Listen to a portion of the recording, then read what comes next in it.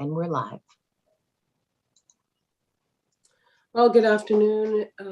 Welcome to the very first meeting of the Ledge Council Subcommittee to implement a racial impact statement process pilot. My name is Rachel Talbot Ross. I'm really pleased to be here today to get this work underway. If everyone has all the materials in front of them, I'd like to start with introductions of the subcommittee. And we'll start with the speaker. If you could introduce yourself, Speaker Fector. Thank you, Representative Talbot Ross. My name is Ryan Fector. I represent my hometown of Biddeford, District 11. And we'll go to Senator Daughtry and then Senator Pouliot. Thank you. Good afternoon, everyone. I'm Assistant Senate Majority Leader Maddie Daughtry, and I represent Senate District 24. Good afternoon, State Senator Matt Pouliot. I represent Senate District 15, the towns of Augusta, China, Oakland, Sydney, and Vassarboro. Well, thank you all. And a fuller introduction is Rachel Talbot Ross. I represent House District 40 and serve as the Assistant House Majority Leader. I believe we will wait on Representative Dillingham. If she's able to join us, that would complete the committee membership. If she's able to join us. Madam Chair, I did just text her. She won't be able to make it today. Okay. Thank you very much, Speaker. We'll turn to the staff if you'd like to introduce yourselves. My name is Suzanne Gresser. I'm the Executive Director of the Legislative Council. Good afternoon. My name is Danielle Fox, and I am the Director of the Office of Policy and Legal Analysis. And I'll just go over the agenda really quickly. I won't screen share that for long, but I did just want to sort of break down what the plan is for today. So I'll share that screen. We all seeing that? Yes. Yeah. So we've gotten through the first part, and one of the things that we'll do is review the committee's charge from the legislation that was passed, and that sort of informs our starting point for today. And the things that I will talk about and Suzanne will be essentially items 3, 4, and 5. I have a couple of handouts that will help illustrate agenda items 3 and 4. And item number 5 is just a general discussion because we're all pretty familiar with the fiscal note process. So in terms of the committee's charge, I'm going to draw your attention to the public law chapter. So I believe you all have that in your hard copy packets, and that's on white paper. So as you'll see, this public law came from LD2, which was passed during the first regular session of the 130th legislature. And it has a brief requirement about racial impact statements. And it provides that when they are available, they will be upon request of the legislative committee to various entities within state agencies or their designees, and that it would be, the data would be provided is data that they would have available. So data that they already have on hand that would be necessary for compiling the racial impact statement. And there is a requirement that it would be provided to whomever is compiling the statement, that's not really specified, in a timely manner. And so that brings us to section 2 of the public law chapter, which is really the study that we're taking part in as the subcommittee today. And it directs this subgroup of the Legislative Council to study and consider what other states have done with regard to completing racial impact statements, what data and analysis or other information might be necessary in order to put a racial impact statement together, a consideration of specific policy areas that would benefit from racial impact statements, and it provides some examples there that you could consider in terms of policy areas that may be helped by having those sorts of statements available. Also to consider the costs of implementing the use of these racial impact statements in the legislative process, either on a limited basis for certain committees, or even it seems to be considering the way in which we do fiscal notes, so at all stages of the process. And then anything else that you all consider relevant This all, of course, is culminating in the development of a pilot. So the work of the study gathering this information would occur between now and November 1st when a report would be due. And then between November 1st and December 1st, this subcommittee would be developing a pilot program that would be implemented in the second regular session of the 130th. So we're in just the study phase now. I won't go too much into what's required for actually developing the pilot. I think we can start at the beginning and looking at first what other states do. And I have provided a chart for you, and I'll screen share that in a minute. But the idea behind the chart was to look at the states that do currently have some version of a racial impact statement in place. Most of those in the chart that I'm about to share have been enacted by statute. So they are required by law or provided for in statute. There are a couple that are just in like a pilot phase, so they're not necessarily required or in law, but there is some sort of process moving forward. And as far as we can tell, this is the extent of the states that have these codified or in a pilot sort of form as of to date. So this is the full list as we understand it. So the idea is to look at this list and just to get an idea of the elements of a racial impact statement. So what triggers them? How are they infused into the process? What the scope of a statement might be? Who actually does the analysis and prepares the statement? And then some consideration of the stage in the legislative process that they are introduced or considered. And sometimes this information is readily available. There will be blank spots in the chart where we just couldn't determine that. And there are some places where I think it might, be worthwhile to follow up on the practical implication of some of these. This is really just exerting from statute or a description of the pilot programs. We haven't interviewed any of these states to see how they actually work in practice just yet. So I'll open up the states chart for you. And if you're looking at your hard copies, this is the several page document, I think 3 or 4 page document on blue paper. I don't think I've worked with any of you before in a committee, but I'm sort of known for my color coding of handouts. It's always easier when people have a lot of papers in front of them to tell them what color they should be looking at. So you should be looking at your blue document right now. So again, as we look through each of these states, one thing to keep in mind is, again, the threshold for getting the statement introduced into the process. So it isn't just that necessarily that they are applied on every single bill. So there are various ways in which they get introduced. And then there are also some sort of limits on the scope of the statement. And most of them seem to deal with things that are criminal justice related. So there's some criminal justice element of the bill, whether it be some sort of sentencing, creating a new crime, looking at probation, parole, that sort of thing. So most of them deal with that, although not all, as we'll see with the first one, which is Colorado. And that is one of the broader examples of the statements that are provided. And these are pursuant to statute that was enacted in 2019, so relatively new. The threshold for that is a fairly high one. They may be requested only by legislative leadership, and the number that can be requested by members of legislative leadership is 5 or up to 20 in a session. So I'm guessing there might be some flexibility and trade-off. If someone only requests 1, maybe someone can get their extras, but it's up to 20 per session. And again, this is a broad scope in terms of the statement. It's not limited to a specific policy area like criminal justice matters. The statements are generated by legislative staff, and there does seem to be some effort at limiting the number of statements that would be prepared or at which stage. So it seems to be that it would be towards the end stage of legislation, so something that was about to be introduced, and there are some timelines there. So there is some consideration about when those would be factored into the process. It seems to be that it would have to have gained some traction and had some possibility for success in order for one of these statements to be created for the proposed legislation.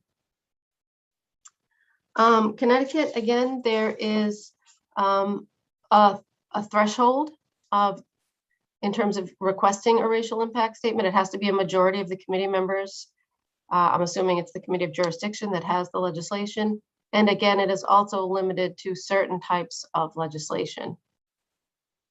So again, there is that trade-off in terms of the threshold for bringing a statement into the system and then the scope of the statement itself. In terms of who does that, again, that one is legislative staff as well for the state of Connecticut. There is a deadline there, which is, I don't have a great understanding of Connecticut's legislative process, but so it says no later than 10 days after the deadline by which the committee must vote to report favorably. So I would imagine if a committee has bills that they are considering sending to the floor, they've gotten some support in the committee, there's a window of time by which they have to do that. And that's my understanding. I'm not sure I exactly understand their process, but clearly it's towards the latter end when it appears that the bill has some sort of level of support. The state of Florida also has a fairly recently enacted racial impact statement requirement. And this is very broad access. So any legislator can make a request to the office that prepares the statements. And there is an estimate of how the proposed legislation would change the racial and ethnic composition of the criminal offender population or recipients of human services. And that's, I've seen that term in a couple of the states, recipients of human services. It may not be how we would understand it or use it here in the state of Maine. In Florida, it's defined as persons within the jurisdiction of the juvenile court or people receiving child welfare services. So it might be a bit more narrower than we would think of it here in Maine. One thing to note with this state's requirement is that the legislative staff does work in partnership with Florida State University College of Criminology and Criminal Justice. The state of Iowa, they have the one that seems to have been on the books the longest. It has, if you look at the statute that created it, it has multiple triggers in terms of who can ask for a statement. There seems to me, when I look at this on its face, some overlap there. So this might be one where we'd be interested to know exactly how it works in process or in practice rather. The legislative services staff, it says reviews all the bills, but then a committee may also request one and a legislator may submit a request for a racial impact statement. So that one's a little unclear to me since there seems to be some overlap in the trigger of what brings one of those statements into the process. Again, it is fairly narrow in terms of its scope, where it is looking at how the legislation will impact minorities in correctional institutions and the potential need for more capacity of confining persons that would be a result of the legislation. It seems to me the provision that it is provided prior to debate on the floor, again, that seems to tell me anyway that the bill would have to have some measure of success before a racial impact statement would be provided, that it would be getting close to the point of debate on the floor and being reported out. The state of Maryland has a pilot, and I do want to note that there is an error in your blue chart here. The materials that I posted online are the corrected version, but they're actually, it's a pilot. This one is not in statute. And there was a proposal, although not formally introduced, that racial impact statements, if there were not one for a bill, then the bill couldn't move forward. That's actually not the case. That was proposed but never introduced. So I just want to point that out for that one, that there is an error there, and the corrected copy is the one that's been posted on the studies website. But back to this again, it's a pilot. It's a fairly newly established pilot. It's unclear exactly what the trigger is in terms of how they would get introduced. I think maybe it's limited to their sort of legislative council at the moment, something like that. They would be picking the legislation for which there might be racial impact statements. Again, it's just newly enacted, so we don't have a lot of information on that. It does have a fairly narrow scope, which is that it would be looking at the impact of a bill on each racial minority group in correctional facilities and those that are receiving correctional facility type services. The state of Minnesota, that's another one that's been on the books for a little while. And it provides that a legislator may request a statement on a proposed crime bill from an authorized clearinghouse. So there is this statutorily created entity called the Minnesota Sentencing Guidelines Commission. And Minnesota doesn't require that there be racial impact statements on any particular type of legislation. It just provides that if a legislator wants to request one, they must do so through this authorized clearinghouse. So it's an option to ask for one. And the clearinghouse itself does have some threshold requirements before they will produce a statement. And they are also, again, narrowed to the policy area of criminal justice.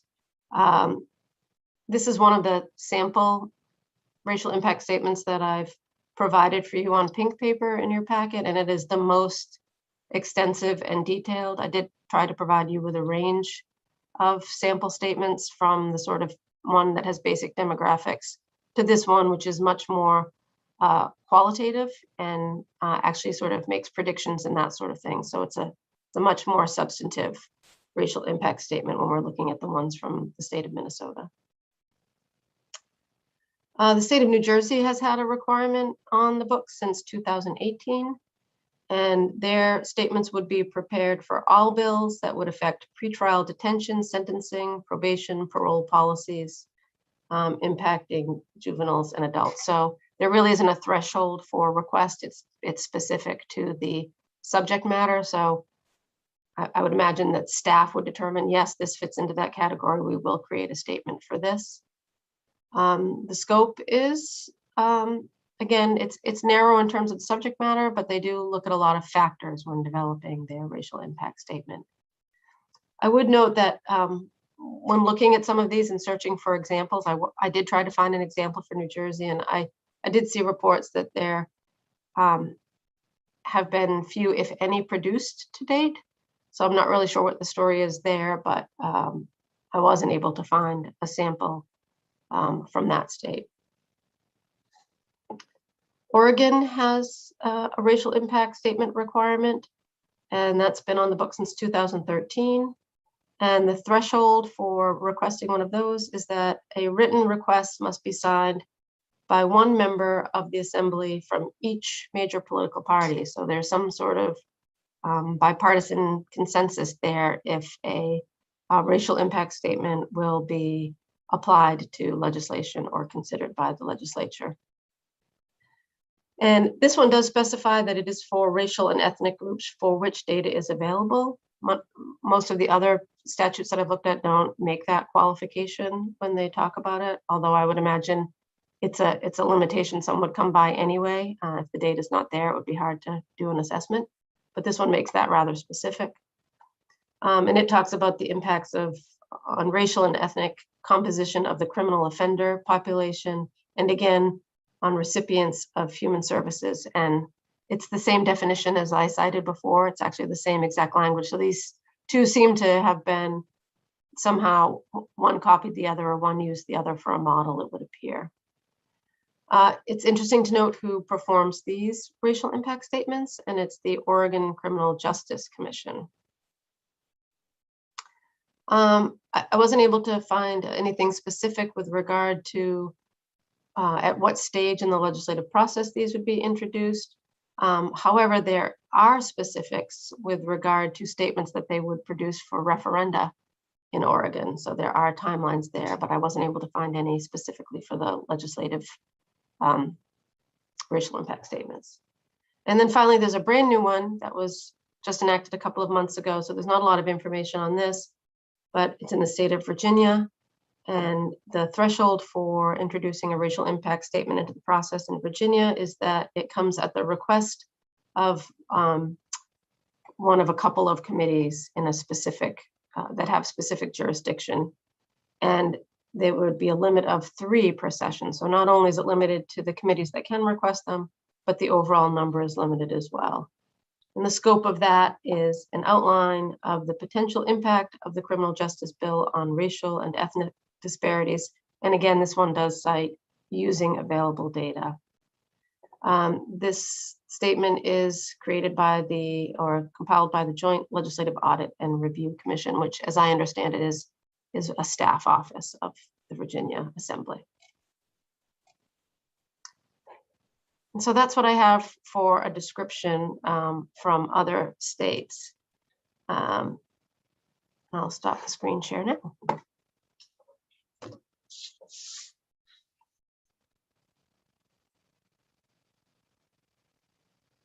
Oh, I think you're on mute, Representative Talbot Ross.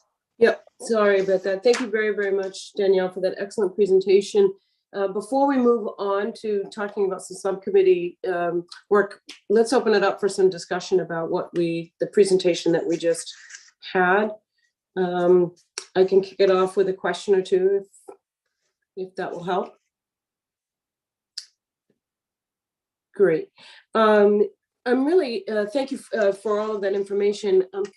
I'm interested in two things really. One is if we can add a column to the spreadsheet that talks about the outcomes.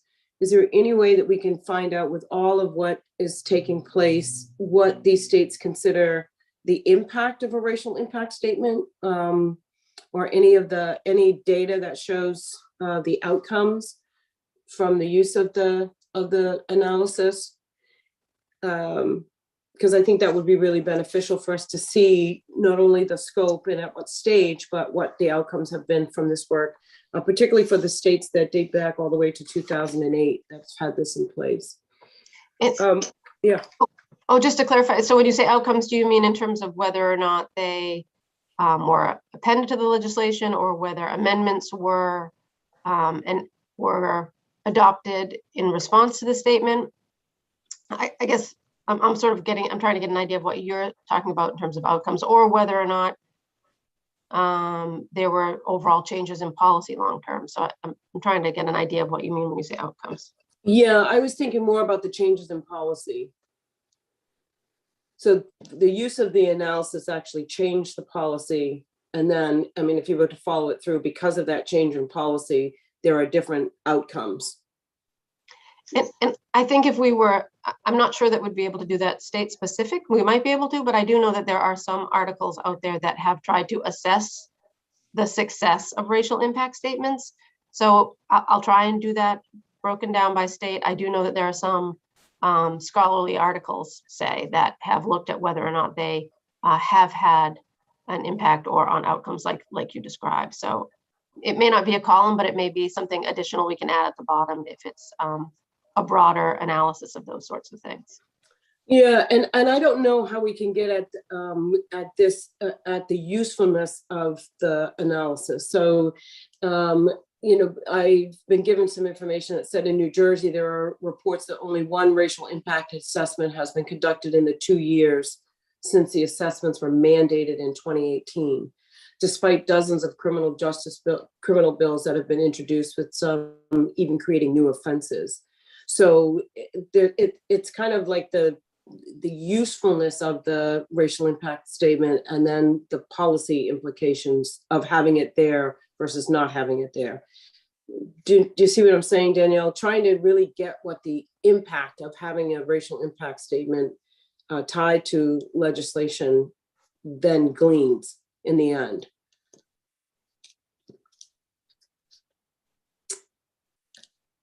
Speaker Fecto, and then Senator Daughtry.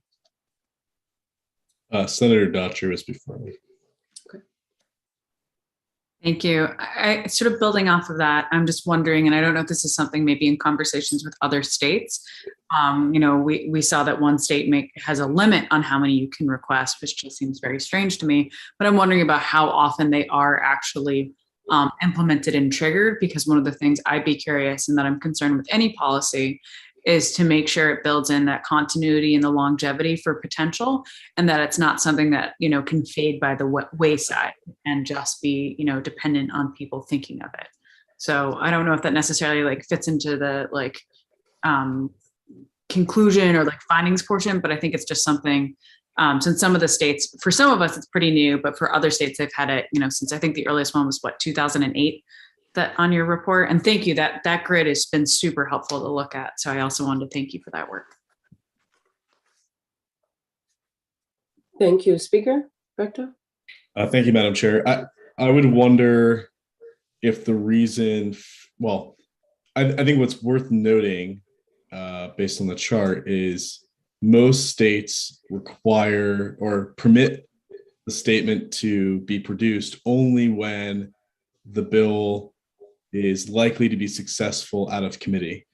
So therefore, not a bill that's going to get a 13-0 ought not to pass report out of committee, but rather bills that are going to have, some sort of successful report. In Maine's case, it's probably a little bit more nuanced because a divided report, you could argue, could end up being successful on the floor, even if the ought to pass is the minority report. But that does seem to make some degree of sense to me, in terms of, time and the commitment spent on producing a report. If you're going to produce it, it would seem to make sense that you're going to do so on the bills that are likely to hit the floor with debate versus bills that are going to hit the floor on a communication noting that the committee reported it ought not to pass, right? So I do wonder if the reason for example, New Jersey, that they only had two statements produced over the last couple of years is perhaps because they've only had two bills that have successfully made it out of committee where a racial impact statement would be requisite. So definitely something to think about. In our process, it would be a little bit different. I think we'd have to really think through at what point a request would be, a request for the statement would be applicable.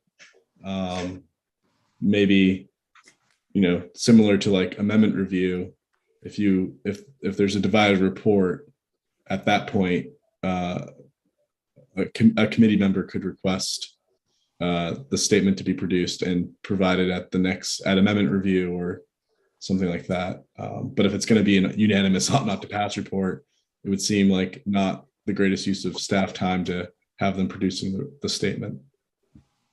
And Speaker Fecto, I think there may not be an exactly on point example of efforts that the Maine legislature has made in that regard. But when you think about a fiscal note, that's one end of the spectrum, and you kind of get those at every stage of the game. So they're on a bill, they're on every amendment that is reported out of committee and every floor amendment. But we have a different process when we talk about, for example, public records exception reviews.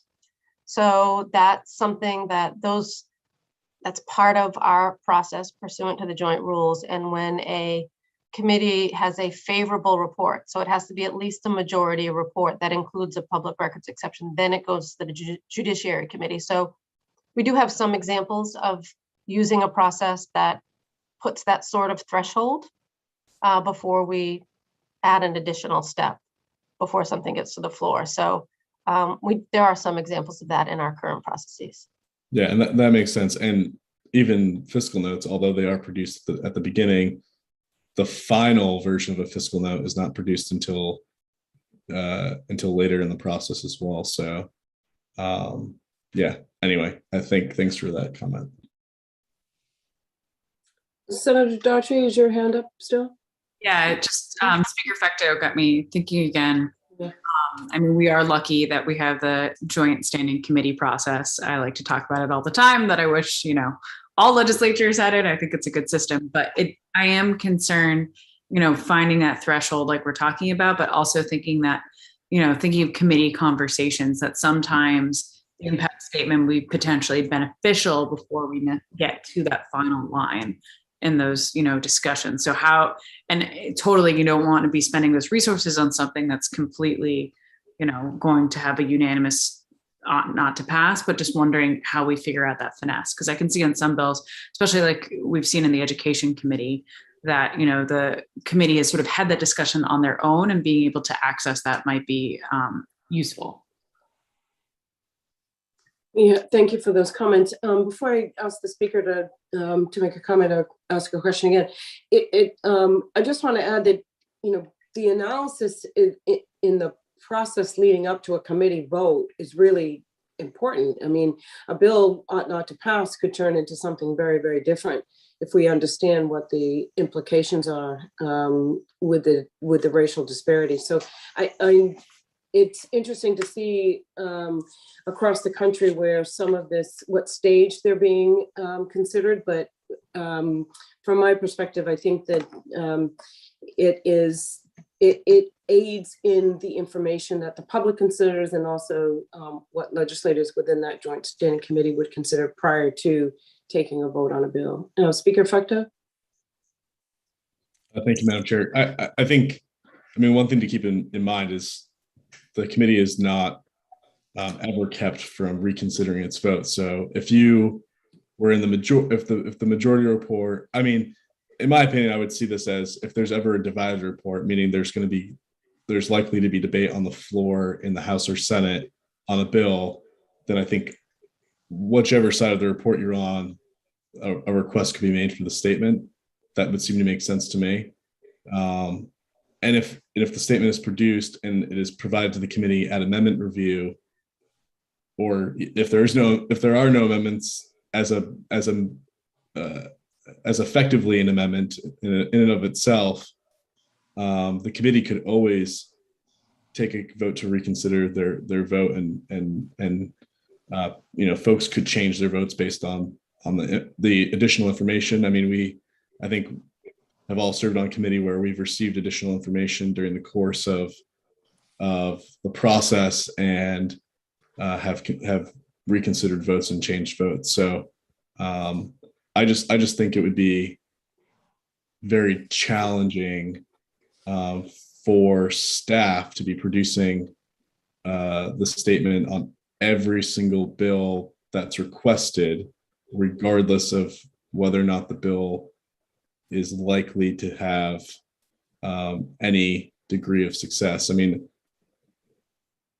That's just my perspective. Yeah, thank you, Speaker. For me, I think I really do hear you about the additional staff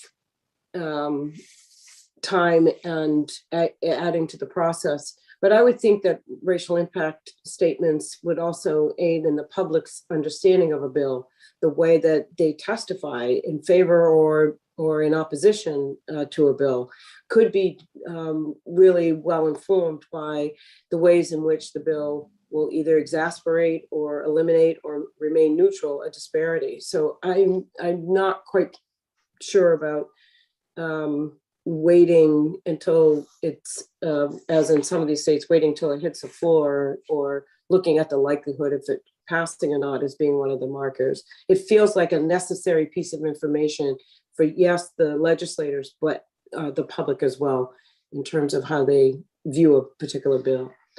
I'm just checking in with Senator Pouliot. Any comments, any reactions or questions to what we've been talking about?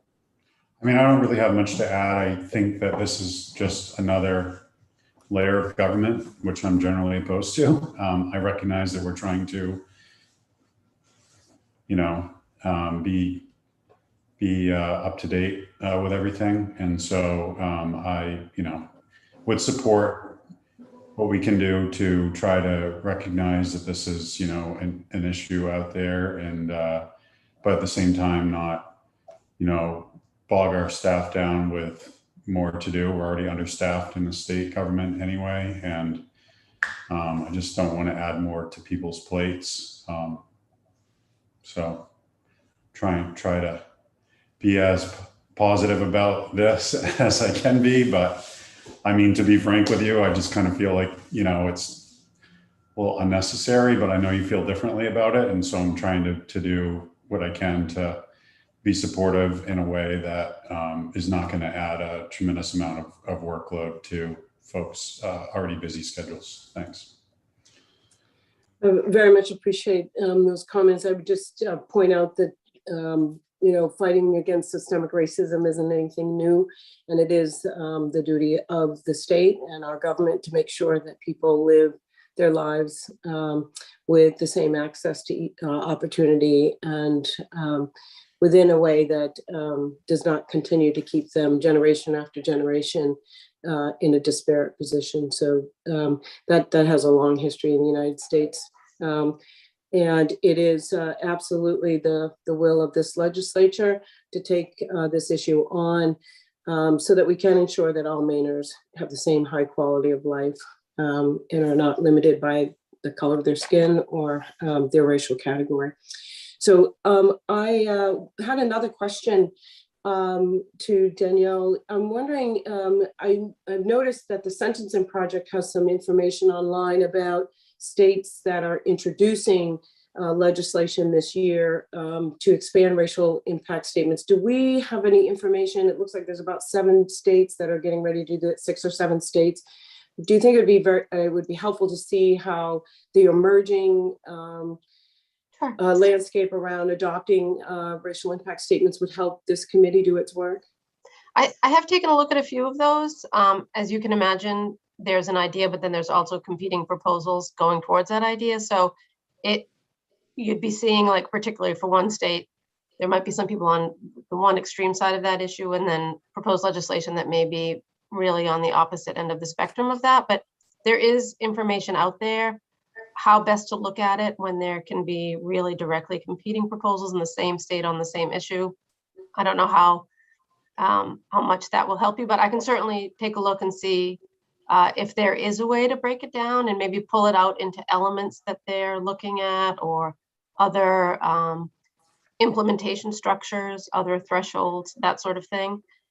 It also did occur to me that, I was thinking about how you're all going to ultimately develop this pilot, and there are so many factors that you could be looking at as a starting point. So it could be at what stage in the legislative process, like that may be the most compelling thing that helps you narrow your focus, or at least put you on a path. But I think there are lots of elements, which is what I was trying to get at here, to show you that there are multiple things you could pick. So it could be a particular subject matter. I think the idea of a pilot is to have something that's manageable enough and doesn't take a lot of resources so that you can implement it easily, but it should also be representative of enough of what you think the final project or final product might be. So that's generally the idea behind a pilot. So I think there are options here in terms of where you want to start, in terms of narrowing your focus or picking your path. So it could be a process thing, it could be a staff resources thing,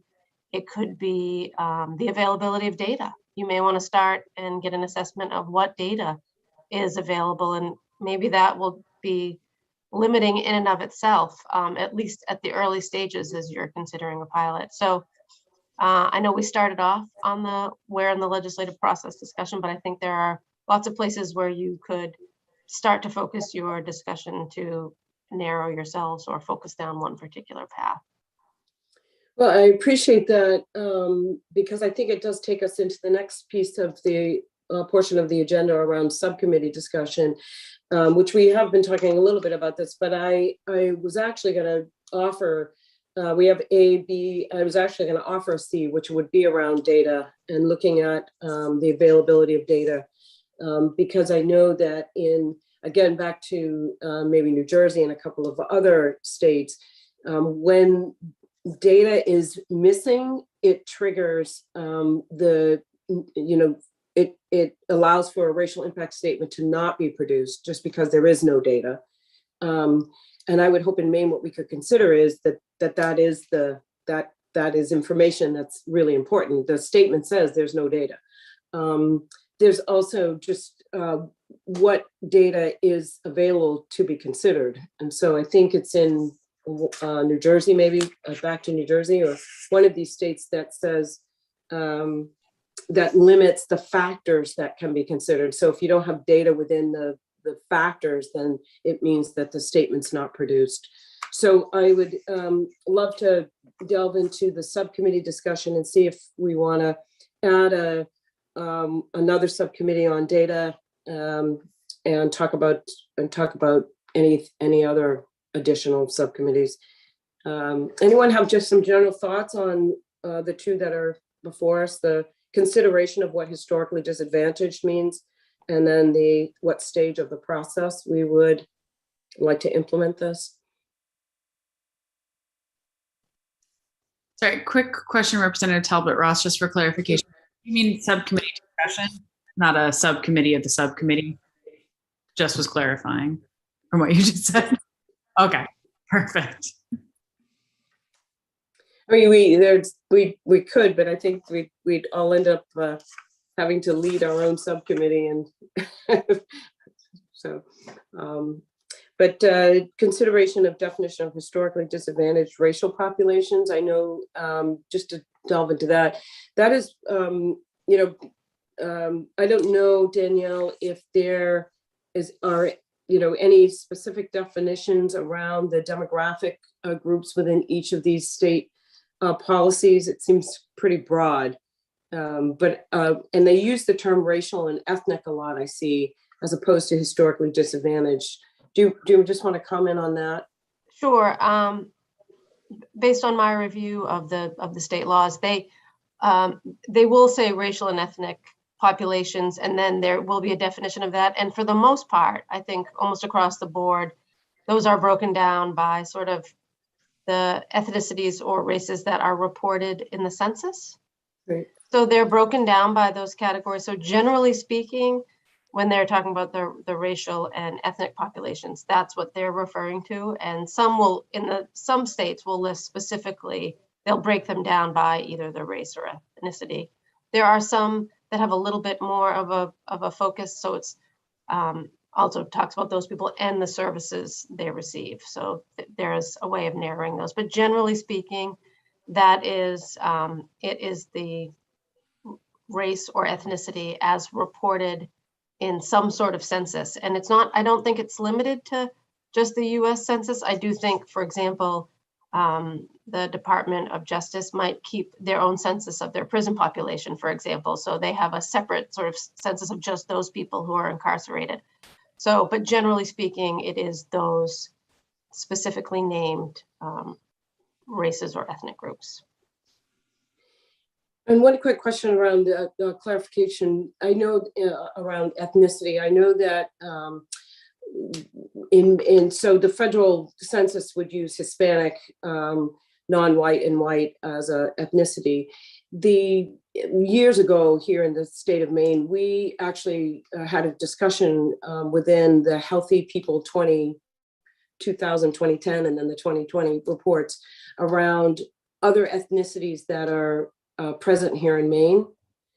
So just committee members, just as a way of thinking about it, at one point when we were doing Healthy People 2010, there was some thought about adding Franco-American heritage as an ethnicity here in the state of Maine. And I'm not quite sure where it went, but maybe we could do a little research on that, Danielle. The Healthy People 2010 report actually recognized that population as having a different heritage and lineage and outcomes in health, and that was a consideration. So to drill down on historically disadvantaged versus racial and ethnic populations, I know these are kind of tough conversations to have, but we really will need to figure out these definitions in order to figure out our scope. Historically disadvantaged usually refers to Indigenous, Native, and African American populations, given the history of enslavement and Native American genocide. We can talk about that as well as what's in the US Census.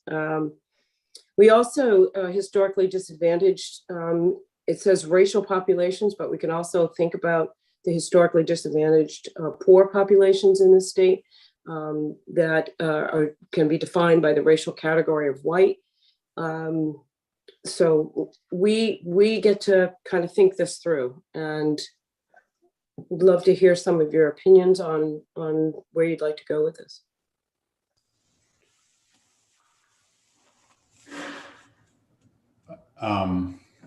The thing that I was mentioning earlier, I'm just wondering who do you envision doing this work? Would it be like OPLA, or would it be done within the revisor's office, or what? I guess I'm wondering who's going to do this, and I'm curious, from Suzanne and Danielle, what you guys envision in terms of like additional workload to get this done? And are we going to have to allocate funds to hire somebody else to work on this? Great questions. Wants to comment or? Well, I think that that is our job, Senator, is to figure that out, what makes sense for us here in Maine, and do kind of a cost analysis, to see where this would fall and how much it will cost and what's the staff time. All of those things I think we get to discuss and determine. My feeling on it is it does need to be staffed. This is not work that I think we have current in-house capacity to do, but anxious to hear what Suzanne and Danielle think. And I do think it is a significant amount of work and rises to the place within our lawmaking that there should be a specificity of either a staff member or an office that would conduct this. But Suzanne and then Danielle, any thoughts about that? I think that it's hard to say before we know what it is, how much additional time it would take. So, all of these factors are kind of intertwined, depending on what the scope is. Is it just for criminal justice things, as is true with so many, or is it for additional subjects? Is it just for a limited number of items, or is it for far more items? Is there going to be data available, or is the default going to be without, there was insufficient data to develop it? So it's hard to say that it would take X amount of additional time without knowing what those other decisions are. One thing, though, as I know you are all acutely aware of, things always take longer, even as is now. The bills take longer to come out, and the committee amendments take longer to come out, and the floor amendments take longer to come out than anyone would wish. So absent some alteration in things, it would be an additional thing, and that might slow things down. So we'd want to be at least aware of that possibility. Yeah, I apologize. I have to jump off, but I think I've kind of shared general sentiment. This is needs to move forward in some capacity. I'm interested in minimizing the expense to the state and also the additional, time on staff, as I'm sure you all probably share that same sentiment. So let me know how I can help, and I'll be on the next call. Sorry that I have to jump off. Well, we appreciate your time and your comments and your participation, Senator. Thank you very much. Sure, thanks. Speaker Fector, did you want to weigh in? Then we'll hear from Danielle. Yeah. So just as a point of clarity for me, this is a pilot at the moment, correct? Okay. So I do wonder if it would be helpful if we were focused on what the pilot looks like versus, I think a lot of the discussion so far has been the big idea and where this is going in the long run, where I think right now I think the goal should be how do we develop the pilot, which is going to be a smaller bite than what would likely be the bigger bite based on our experience with the pilot. And so, I don't think the pilot will be a racial impact statement on all 2,500 bills that get submitted in the first regular session. That would probably not be the definition of a pilot. And so I think getting an understanding of what we want the pilot focused on could really, I think, help probably move the conversation along.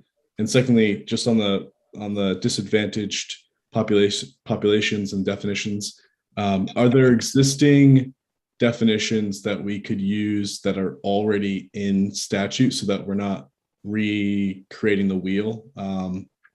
I would turn to the Maine Human Rights Commission or laws related to discrimination and so forth. I presume we have definitions in statute that would be worth our while to use instead of, I just think consistency is important. And I don't know if I necessarily feel super comfortable redefining ethnicity if it already exists in statute somewhere else.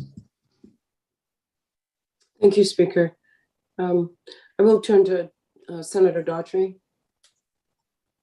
Thank you. I think Speaker Fecto actually hit on a couple of the points I was mulling over, that I really think the pilot is going to be what guides us, and we won't know the true cost and time until this is really, boots on the ground. And I think, sort of like we were talking on the agenda, and you brought up Representative Talbot Ross is agreeing on sort of like the big policy overhead goal, everything underneath it, and then best stages to implement it. And I like the idea of looking what's in statute, so it might be easier for it to dovetail into existing resources. The one, I don't know if it quite fits in, but something that I've been thinking about within my own Senate district is how we ensure that folks who are new Mainers might potentially factor into that, because making sure that resources are allocated and, certain things can have an impact on them, but they wouldn't necessarily always potentially fall into the historically disadvantaged category the way that I was reading it. So just wanted to flag that one. Absolutely. Yeah. I have not seen historically disadvantaged racial populations defined in statute, but again, it's a valid point, Speaker Fecto. I do think that the use of the term historically disadvantaged then talks about what we're trying to capture in an analysis, which is what that generational transference of racism has produced over time, in order to do some comparative analysis with the populations that we now see here in Maine that may be different. But it is of no, it's not of chance that the terminology historically disadvantaged was adopted in this bill. We are trying to get to a root.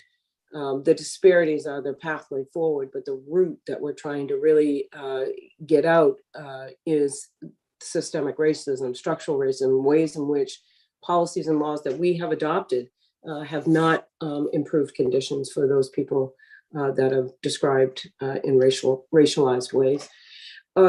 So trying to find out if that is in statute is a great next step. Danielle, did you just want to weigh in on Speaker Fecto made an excellent point that we are talking generally about how racial impact statements have been used nationally, which is really the foundation for us to understand some of the ways to use in Maine. But do you have kind of any comments around where this would live, this work, as Senator Pouliot had posed? Do you mean among staff? Yeah. Oh, geez, I think that it would depend on how quantitative it is, for example. So if the notes are really quantitatively based, I think we would have a discussion with the executive director and the other staff offices and which skill sets in those offices are best suited to that. I think again, it will depend on what it is. So we would be looking at who is best equipped to do those sorts of things. So I don't think we have a sense of that yet. Again, it would depend on what it actually looks like. I'm sure for the pilot, we would just patch together whatever we could and then determine, a house for it or a home for it later on if it were to move forward in a particular way. Thank you, Speaker Fecto. Yeah, thank you, Madam Chair. So just the Florida example, they had a relationship with Florida State University. Did they? I presume there's a contract with. Yes. Okay, I guess it'd be worth. And again, I think for the pilot's sake, I think we will likely probably.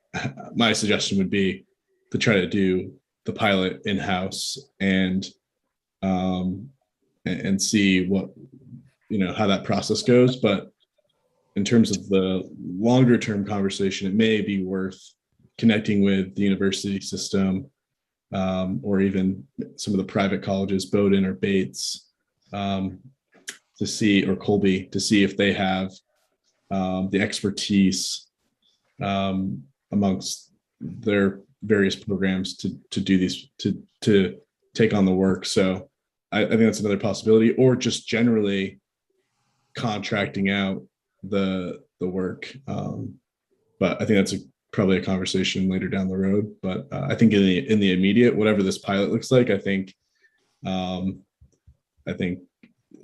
my preference would be that legislative staff figure out a way to make the most of the brilliant people we have on our various teams to comprise or compose racial impact statements related to the legislation that we will apply applicability to. So I think we'll have to determine like what subset of bills will get this look, or maybe we don't even categorize the subset of bills. Perhaps we take sort of the Colorado approach and say, for this pilot, there will be 20 bills and they'll be by request of, maybe we do one per committee, or, whatever that might look like, but having some limitation for the pilot, because obviously, especially in the learning phase of how this will work, the time to produce them, I expect, will be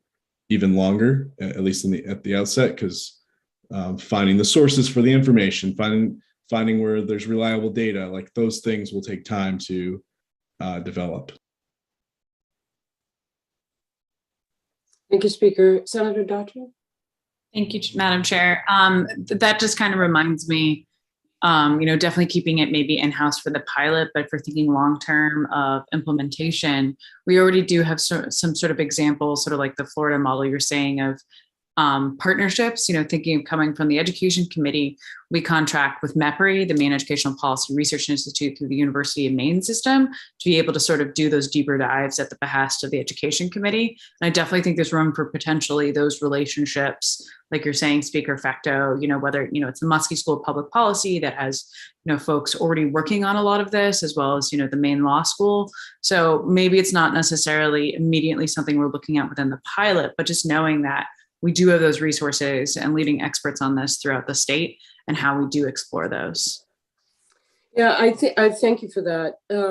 For some reason, I think that the Margaret Chase Smith Center did some racial impact analysis, and I don't know if it was for GoPIC work on climate, or if it was part of the Governor's Economic Recovery Committee. But I do think if we can take a look and see, I think the Margaret Chase Smith Center was engaged in looking at racial impact and developed their own methodology in conducting that analysis. So it may be helpful to reach out to them. And I know that Cutler Institute, if we were to think about it within the criminal justice realm, which I hope we do not limit our scope to criminal justice, or health and human services. But I do believe that Erica King, who's at Cutler, working with George Shaler, that they have been able to do some analysis within a juvenile justice policy development. So those are some good resources that we may want to connect with, and possibly invite to our next meeting to give us a sense of what their capacity is, and what various methodologies they may have been incorporated in the past to take a look at the impact of race. So we may want to invite them to our next meeting to get more information. Danielle? You've provided a good segue for something that I think is probably better to introduce sooner rather than later, when you're starting to talk about external entities doing it. There would be limitations on nonpartisan staff in terms of the qualitative degree to which we could speak to a statement. I mean, we, as you know, nonpartisan staff adhere to some pretty strong principles about, not expressing an opinion. And so, and I think the idea for sometimes the goal for a racial impact statement might go beyond what is generally considered appropriate for nonpartisan staff. So I think that I was wondering how we would raise that issue, but I think that is one of the advantages sometimes of having the outside entity work on that, because it would not necessarily be, we would not be making those sorts of statements that might be more qualitative, doing an assessment or a prediction. we wouldn't be making those statements. We could do some of the data and collect the information and do the very qualitative fact-based, evidence-based information, but not the qualitative. So that was one of the reasons for me providing the range of sample statements that I did, because one, I think it was Iowa is very quantitative. It looks, a lot like punching in numbers, and that may be more simplistic than you would want, but it does show that there is something that could be done that would also be consistent with the way nonpartisan staff conducts itself. And then there are others that were done by outside entities that have a much more qualitative feature to them, and maybe more informative and aligning with what you're hoping to achieve with a racial impact statement. But I wasn't sure that would come up at this first meeting, but I felt like that was the right opportunity to raise that, because it's something you probably should be keeping in mind as you move forward and thinking about the roles of nonpartisan staff. Thank you for that, Danielle. As you were speaking, I also, I'm thinking, we're talking about data as if we know what we have. Yeah. And I, hopefully this doesn't boil down to, we don't have any data, therefore we can't move forward. So is it plausible to think about putting together, and I'm going to use this word very, very loosely, but an audit of where data may exist? Because where the data exists may help us determine where the pilot should be, what the focus of the pilot is. If there's no, it doesn't make any sense for us to take transportation. I'm just making it up. Transportation. Right. There's no data that would support, the pilot focus. So maybe the data where we have available data informs the focus of the pilot. I've thought about that quite a bit, actually, Representative Talbot Ross, and I think that we could do an audit, but that's a pretty big pie to go hunting in. Yeah.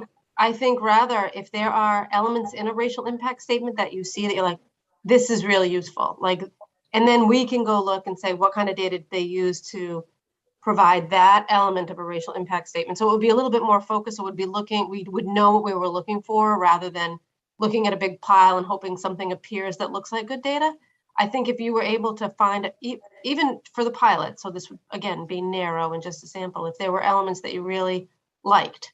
So you said, this is really informative. This is a type of impact I'm hoping these statements have on policymaking. Then we could go down that path and say, what sort of data do they use? How does that compare to what we have here? So that, I think we could do that, but I think it would be helpful for you to give us a narrower focus before we did that sort of audit. Understandable. Yeah. I think you're right about that. We should start off by trying to figure out what the pilot, as Speaker Fecto is reminding us, what that focus is for the pilot that then would determine the data. All of the steps. Speaker Fecto, please. Thank you, Madam Chair. Danielle, when you were preparing documents for today's meeting, did you notice one of those states that had produced more racial impact statements than the others? I can't say that I did a tally, but that I've already got that on my list as something to do. I hadn't done that for today. I was more looking at the quality of the racial impact statement than how many were done in each state. So I don't have that information today.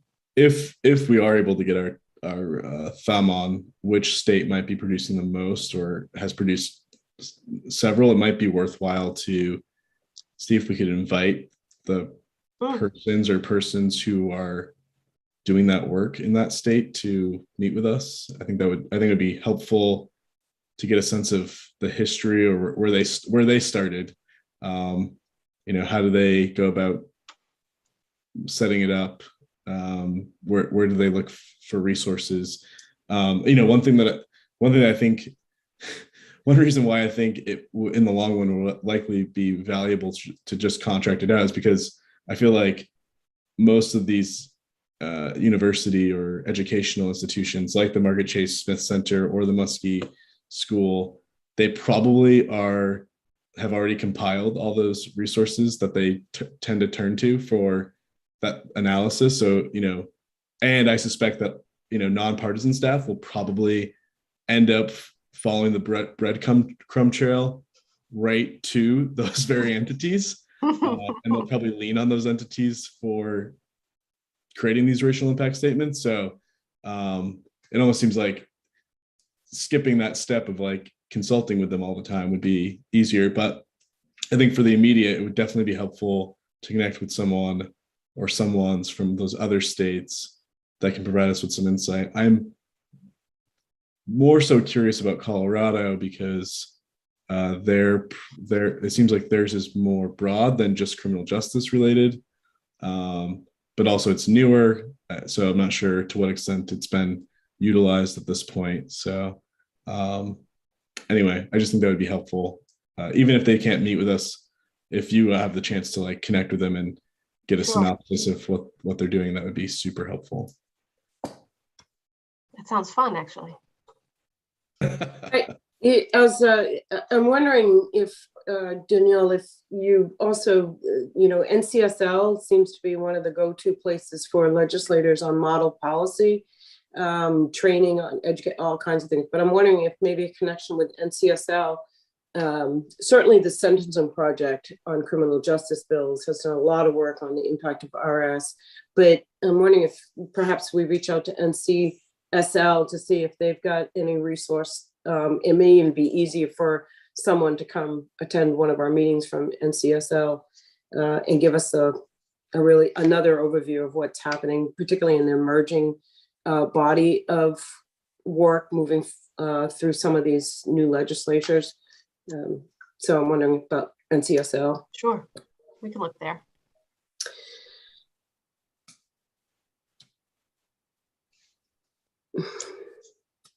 So yeah, please. Oh, I think, I don't know if you've moved on from the subcommittee discussion, but, in terms of the next agenda item, I was going to jump in there, but is that where you were? Yeah, I was going to move on, but I wonder if we can just recap a couple of the steps that we're going to take so that we can all feel like we've accomplished something in today's meeting. Our next steps look like, maybe we can recap that, Danielle. Sure. So I think Suzanne and I have probably been trading off taking notes, but you've given us some various assignments to do. One of them is to try and come up with a way of adding to this states charts column outcomes. So the impact of the impact statements, how have they been used, to what degree, if we can find some way of seeing how they impacted the policymaking process, to report on that. So whether that be state by state or just a broader description of that. We're also going to be looking at how often are these happening in the process. I think we're going to look at those other states and see how often they're happening, how many, so what the number is, and maybe talk to some of those folks who have been producing more and see if they can either talk with you as a subcommittee or at least with us as staff to get an idea of how that comes about. I think the task on you is to maybe look at some of those statements and say, this is a really impactful piece of information, or this is a really good measure that we're seeing in these statements. So this measure is really good. How do they get data for that measure? So that's your homework, is to come back and say, these measures look really good and are really useful. And then we can go do that audit of our state and see if the data that would inform that measure is available. And then you gave us a few people to, the Sentencing Project, to look at some of that thing, what they might have to report. And then you gave us some contacts with regard to the Margaret Chase Smith Center, the Cutler Institute, the Healthy People report with regard to incorporating the Franco-American ethnicity. And there was one more you gave me, and I'm not seeing it. Did I miss one, Suzanne? You asked us to reach out to NCSL to see. So we'll report back on all of those things that we can, if not by the next meeting on Wednesday, in one of our subsequent meetings.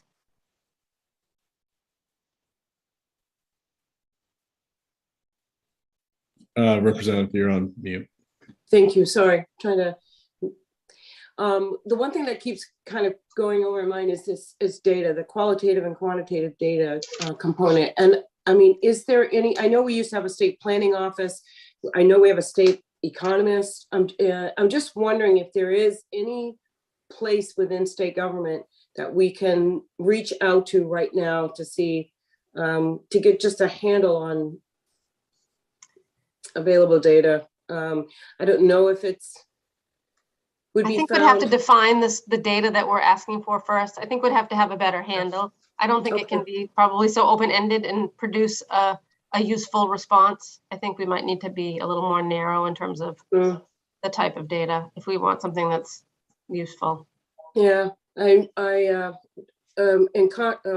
conscious of the November 1st deadline as well. So I'm trying to think a couple steps ahead, because there's a little pressure to produce a report by November 1st. But yeah, okay. Speaker Fecto? Thank you, Madam Chair. Yeah, I think there's probably a good deal of data available in a number of different categories. So just as an example, the Commission on Zoning and Land Use, Commissioner Jackson asked for data related to the relationship with race and housing, and Maine State Housing Authority had like an entire many page report that was already compiled related to data on race and housing. So that was just like one example where the data did exist. It was just a matter of connecting with the right entity that had the data. I'm sure, and we could probably even dig deeper by saying, we have this report from Maine State Housing. What are their sources? We want to go directly to the source data. So like, whenever you're talking about data, there's obviously like, it's like an onion. You can peel many layers back. So I think the data exists in many respects. I think it will just be a matter of like, how detailed is it in some cases? Will it always be available on any given topic? And does it provide enough information to glean, to provide summation, not summation, but to be able to draw a conclusion? I think that will be part of it. But I think one question for us as a subcommittee is, do we want these racial impact statements to draw conclusions? Are they to provide information and the committee is to draw the conclusion? I think that sort of ties into what Danielle is saying with the nonpartisan staff. Even if you think back in like your time in committee, even when they sum up what the testimony was from a public hearing, they're only providing what the people who testified said. They're not saying whether or not the testimony was right or wrong, or whether, ultimately the bill should pass or fail. They don't draw any conclusions. And so I think that's another aspect for us to consider is there ultimately a conclusion drawn? Is the statement going to say, in conclusion, this bill would have a disparate impact on this population of people, or is it just providing the landscape, and then the committee is charged with having discussion and making determination that based on these findings, yes, there would be a disparate impact on this group of people. So just another layer to think about. We have a lot of layers to think about. Yeah, a lot of layers. Speaker Facto, I think that the spirit behind the law is that there would be an analysis with a conclusion. And what I think we have to determine is the weight we want to give the conclusion, not if there's a conclusion. In the lawmaking process, we need to know, is this a race neutral bill? Will it not move the disparities at all, or will it improve outcomes or exasperate? That is an analysis and a conclusion that has nothing to do with partisan politics. It's this bill will, right? But I think it's up to us to determine what the weight of that conclusion is, right? How much do we weight that in thinking about law and public policy? That's where I think we're trying to go in my understanding. But I don't see nonpartisan staff participating, not being able to conclude something, based on an analysis of the right data. So is that right, Suzanne? we would, if it were in the hands of nonpartisan staff, they would present the data. Just like with the fiscal note. So OFPR says, this is how much it's going to cost, but it doesn't say, so it's a good idea or a bad idea, or it doesn't even say, so 10 years down the road, you might regret it. It never says anything like that because we aren't allowed to. I mean, it's part of our charge is to not actually have an opinion and not provide an opinion. And so when committee staff, staffs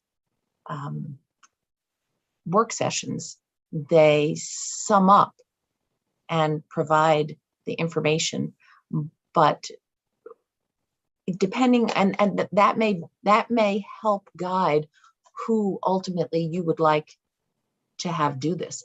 The more demographic, dry the data that you want to see presented is, the more likely it is that nonpartisan staff could be doing it. The more qualitative the information that you want to see presented as part of these, then the more likely contracting with the university, Margaret Tracy Smith, the Muskie, to provide that sort of thing. So for example, in Minnesota, and I think Minnesota actually does do quite a lot of these relatively, even though they're one of the ones that doesn't have to do it. There's no statutory requirement that Minnesota do these racial impact statements.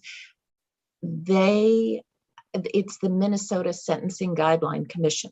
It's this entity that is set up that provides it and analyzes it and provides the information to the legislature for that. I think Florida, it's a pilot program, I think, for Florida. I believe it's a pilot program that might just have been announced by the speaker and the president to do that. It's hard to keep them all straight, but they have contracted with a college to do it. And that's just for the 1-year pilot. They have contracted for this college to do it, to see, because they must have decided that the kind of product they want is not something that is as dry demographic data that they might be getting from staff. Yeah, I was also thinking, with about the permanent commission and whether or not there's a role within, similar to the sentencing commission in Minnesota, if that's a good use of utilizing, the permanent commission on the status of racial, indigenous, and tribal populations, which is a quasi-government entity that the legislature brilliantly created. I'm just wondering if there's any relationship with that work as well. So it's just a lot to consider. I'm grateful that we're taking this step, and I'm grateful that we're being as thoughtful about it as possible to produce the kind of tool, to use the kind of tool that we really want, as opposed to creating, as Senator Pouliot indicated earlier, just another layer of bureaucracy that's not going to actually improve the conditions that we all know is historically present.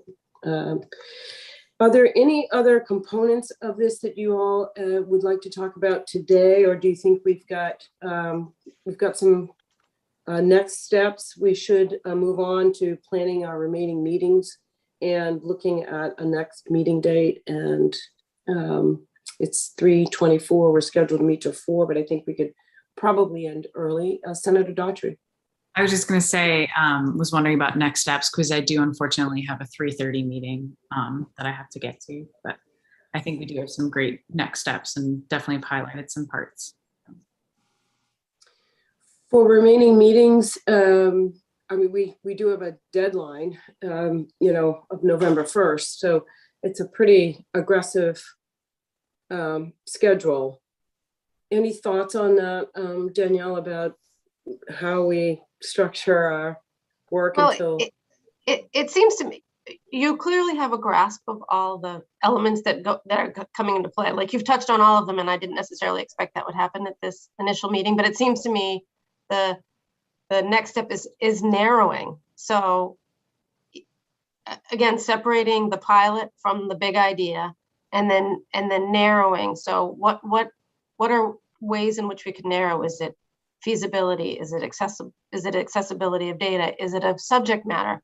Even though this is just a pilot. So I think the focus should be on narrowing. And I don't have a great idea in my head of how I might present something to you, although I could come up with something between now and the 13th that would help you narrow, even if it's just sort of a chart to walk you through it, like decision points that might get you to narrowing without me suggesting what those areas might be. I think I might be able to at least something that would facilitate a discussion to get you to a narrower place that would be a manageable pilot. Seems to me those are the steps where you should be focusing, but that's just my view as staff and what I'm seeing in my observation. So I certainly don't want to tell you how to take the next steps, but wanted to offer that if it was helpful.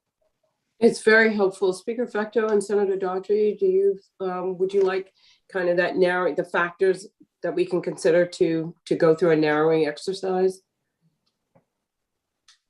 And if you have any thoughts about it before our next meeting, you could contact Danielle and Suzanne and make sure that they had that as part of their consideration. Speaker Fecto? Thank you, Madam Chair. For the meeting schedule, are we able to keep our Wednesdays at 2? Because that would bring us to October 27th. And Danielle's a report. So just so I have an understanding, are we reporting back to Ledge Council? Are we reporting back to the full legislature? And do you need time to draft a report? And does Ledge Council have to take action on that report by a date certain? As I read this, it's not like a typical legislative interim study where you're producing a report. It just says to compile your findings to develop the pilot. So we're going to compile what we've discovered, Okay. and then to use that information to develop a pilot. So we're essentially reporting to ourselves. But Okay. I think the idea is report to Ledge Council. Um, Who ultimately authorized the pilot, I guess is what I'm asking. Or is it already authorized? the legislative council will implement the pilot. That's right. Okay. Yes. Okay. And we obviously want that to be done before session starts in January, which would make sense that we should run ourselves on a tight timeline because I think we should give all of you as much time as possible. And if we do land on a place of contracting out, we're going to want to do some sort of, we're gonna have to do an RFP or something like that. Yeah. I do. I'm fine with keeping Wednesday meetings if everyone else is fine. Yeah. With doing 2 p.m. It works for me. Thank you, Speaker. I'm seeing it 3:28 and conscious of the senator's schedule. I think the Wednesdays at 2 work. And if we can just adopt that as our meeting schedule, and then